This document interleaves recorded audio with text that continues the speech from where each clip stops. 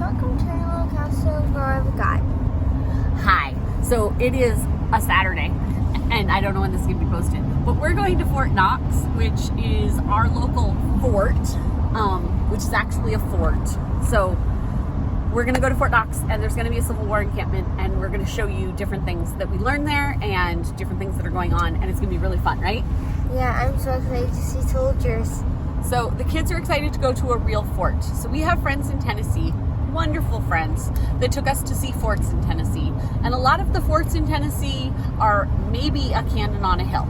And you'll see if you keep watching this video that our forts are like big granite fortresses that you can't get through. That's what we think of when we think of a fort.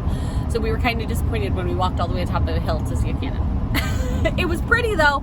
Tennessee's very pretty and very hilly, but they don't have cool forts, right? So Samuel, what do you know about this fort? It was never actually, like, it was garrisoned at one point, but there were no battle spot there.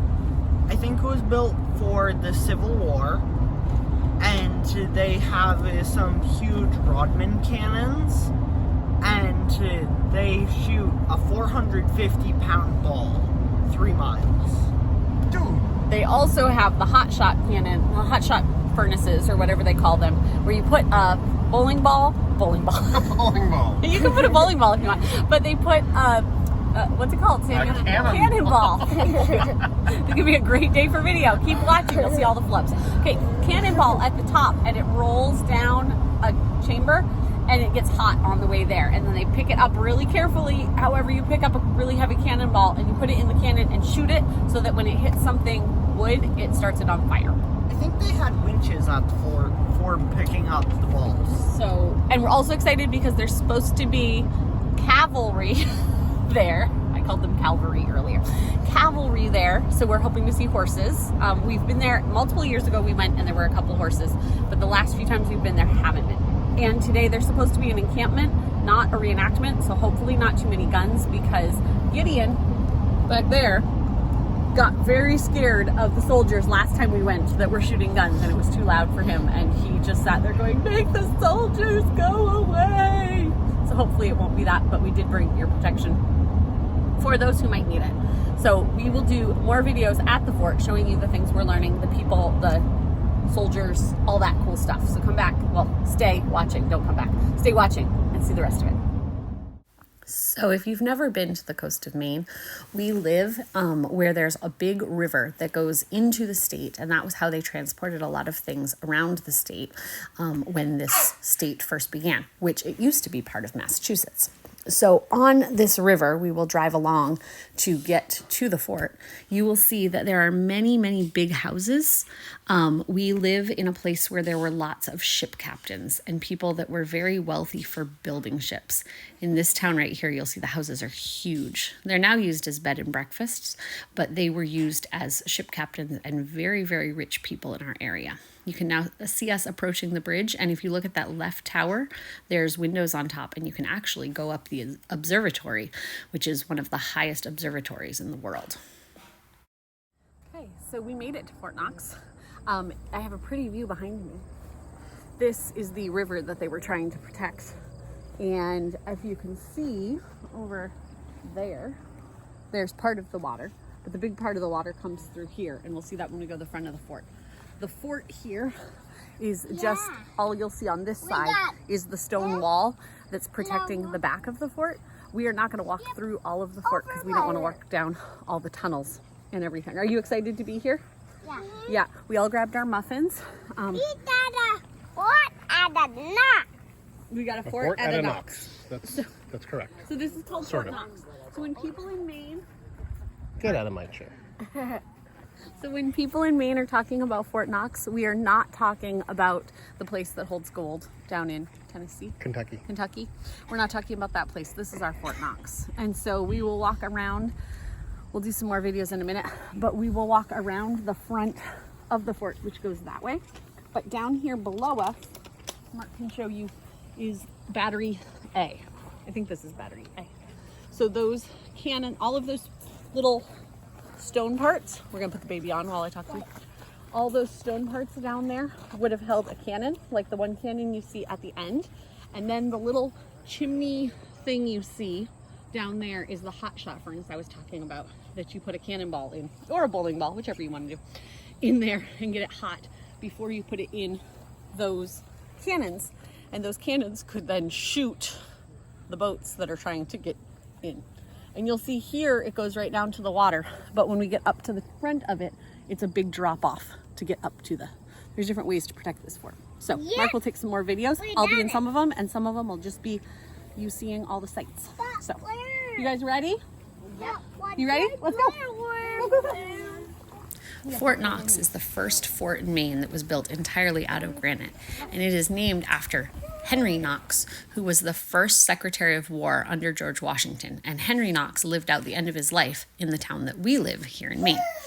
They decided to build Fort Knox because during the War of 1812, the British came up this river and they were able to attack 2 cities. And then there was no warring going on for a little bit, but then the Aroostook Wars happened in 1838 and 1839, and it showed the vulnerability of these areas. So in 1844, they started building the fort, and they continued building until 1869 when they ran out of funds. The fort was almost complete except for the roof portions of the fort, and it was never actually used in war, but it was manned during the Civil War and the Spanish-American War. Hold on here. There we go. Well, this is typically some of the things that a nurse would have had available to assist a surgeon during the Civil War. Most of the nurses there, if they were in camp, the lady called Dorothea Dix is who started it because they didn't have a nursing corps. The suture material through here. We give you a nice shot of whiskey, gentlemen. And tell you to take comes a little pad like this, and when it pops open, it's got a little seed in it. Can you feel it? You see this on it. It's like Feel a the cotton seeds ball. Feel inside? that little ball seed in there? Uh-huh. So they have to take We got today. 4. I got 4 of them, sir. I'm telling you. Good job. You get a It's a pay good raise? day in the Army. Do we have any artillerists, or are they all infantry today? $10 a month when you're fully in the Army and enlisted, but I only give you 1 now to get you started, because if I gave you $13, you'd probably just leave and I wouldn't see you again. That's just the way it works sometimes. So once we get you set up and you decide what you want to be, you can be in the infantry and you could live like that. You could take all of that stuff, you got to be able to carry it, and that means that I'm in the artillery. If those same areas on other uniforms are blue, they would be the infantry. If they're yellow, they're the cavalry. So that's how you can tell right away what branch of the army. You want to write a letter, you're welcome to look. I've got a pen and ink, I write letters, all that kind of stuff there. So I need a flashlight, I got a couple flashlights. Hello. Must be lunchtime. They're all sitting still. It is lunchtime, so we came to the fort today. There is not as much stuff as we've seen at other things here, but this one is really, really cool. For Aunt Laverne and Uncle Bruce, we met someone who's from Pace, and these guys are a group that do reenactments in Key West every year. So that's been really cool to talk to them. And right? Has that been fun? And they're just very informative. They're answering the kids' questions. They are giving us showing us how things work, and they've got the kids. You guys all got enlisted, right? Yes. How much did you get paid? $1. $1. $1. We might get 13 if we actually join. If you actually stay and do the job. Yeah. So they all got to get enlisted, and they've let us hold a bullet. What else did you hold? The firing pin for a cannon. Mm-hmm. And there was something else. Percussion cap. Oh, the percussion cap. You got to hold all that. We got to hold the stuff and a bullet. The cannon and the pistol. Awesome. Yeah, they got to feel how heavy the wool jacket was and everything. And so we talked to 2. He's just cute. We talked to the nurse lady who told us about the medical stuff back there and stuff. We also watched her make dumplings.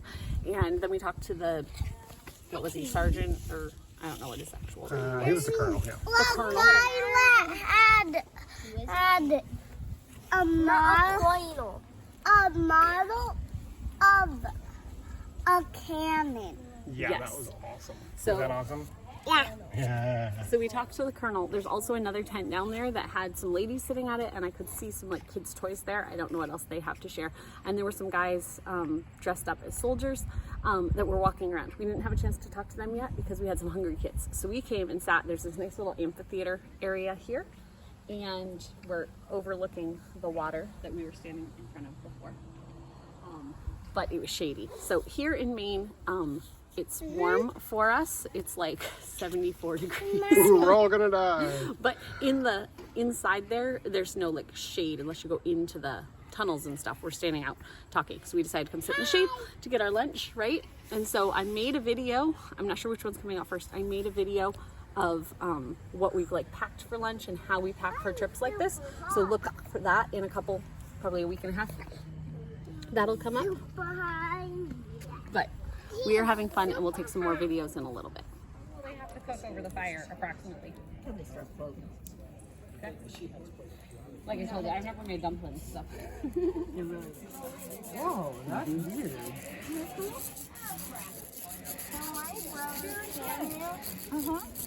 Good job, kid. He does, okay.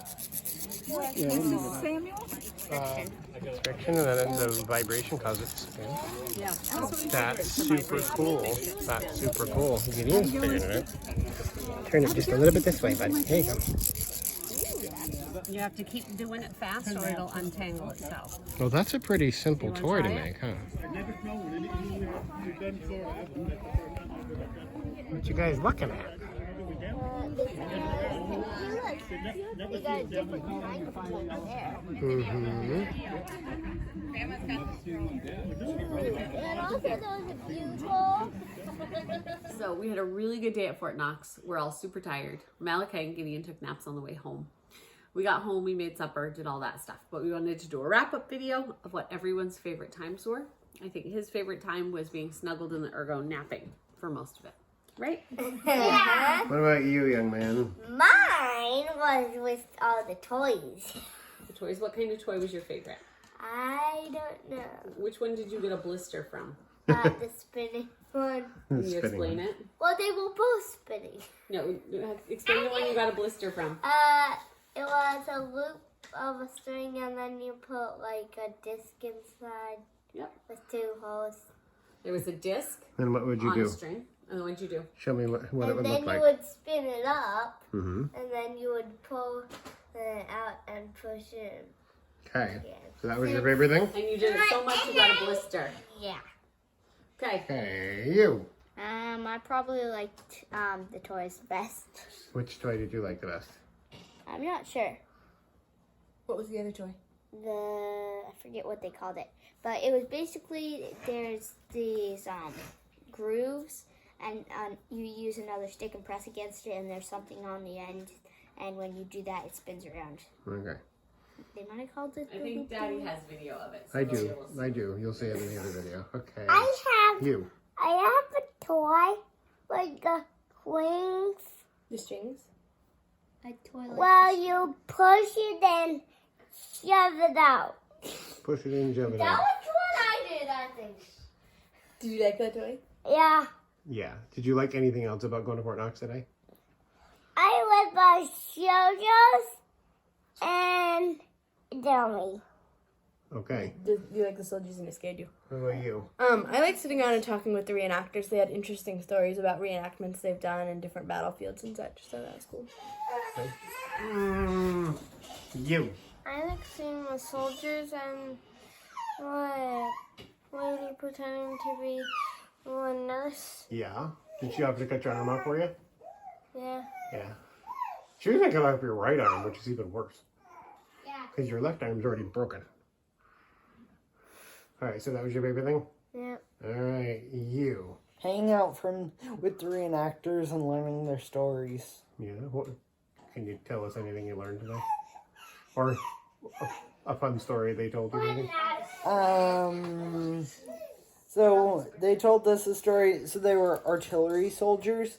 They told us a story about one time they were doing a reenactment in Philadelphia, and there was a Japanese ship coming into the harbor, and they fired off the cannons, and the Japanese ship called the Coast Guard thinking they were under attack. And you learned a lot about buttons and officers. Officers' uniforms that it was hard to tell apart. Okay, so you had a good time? Okay. I liked everything at Fort Knox. That was an awesome answer, Bob. Malachi, Bob covers, right? Yeah, hey, did you sign up for the military today? Did you join the army? I did too. And how much did you get paid? I did too. $1. Measly little dollar. I think it was like $13 a month and they got $1. Something like that. So anyway, Just for starting. So anyway, we had a really good time. We ran into two friends that, if you've heard our story, Mark and I met at a Methodist church camp, and two of the people that we used to work with at that camp were there with their family, and so we got to talk to them. That was really fun. We met a pastor's wife. If you're watching, hi, I told her about our channel, a pastor's wife from the Bar Harbor area, and got to talk about homeschooling and stuff with her. That was really great. We found out that a couple of the reenactors are like husband and wife, but the wife is sisters to this brother type thing. And we found out that we actually met them in Key West, Florida when we lived there, when Samuel was a baby. Like 2011, they do a reenactment down there every year. They were really fun to talk to, and we actually talked about brain injuries with them because there was a brain injury in one of the families. So we talked about Josiah and his crawling. So that was really cool. We heard lots of cool stories about reenactments. I think the funniest one we heard was a reenactment at Fort DeSoto, and the Rangers had forgotten to turn off the sprinkler system, and so one of the soldiers had a sprinkler come up in his tent. Sprinkle his tent for him. And then the other one that was cool was the guy who's like the leader of this group. There weren't very many people there, but Tony. He was telling us that he used to work for 10 years in Key West, where we had gone to the fort down there. And they found recently, like within the last few years, they found some, like, I forget what he called them, but essentially it's like a cannonball grenade. And they found 2 in moats in Key West. What? An explosive shell. So anyway, if it had detonated, it would have shot particles everywhere. They found 2 of them in the moat, and they had to like detonate them safely with the bomb squad and all of that stuff. And he got to detonate one of them. So that was just kind of cool. So he was telling the kids like safety if you find old things, because like that was a stable product back then. And even if you knew what you should have done with it back then, if the wrong parts rust out, then it could be unsafe. So Samuel has something. What? We also met one of Daddy's friends from, someone Daddy knew from when he was growing up. What was his name? Mike. Yeah, so... He taught my brother how to work on computers like 40 years ago. Back in like the TRS-80 model kind of computers. You guys don't even know what that means. Okay, yeah. So anyway, we had a really good day. We met people. We got to talk to the reenactors, which were all really awesome. And they really, really like kids coming out to these events and being able to talk to the kids. So this program specifically, they were really, really good with the kids. And we're answering all the kids' questions, answering all of our questions, and just allowing the kids to talk. So it was great. We had fun. Thank you for joining us on our trip today. And we will see you guys next time on Herding Little Cows to the Glory of God. Bye.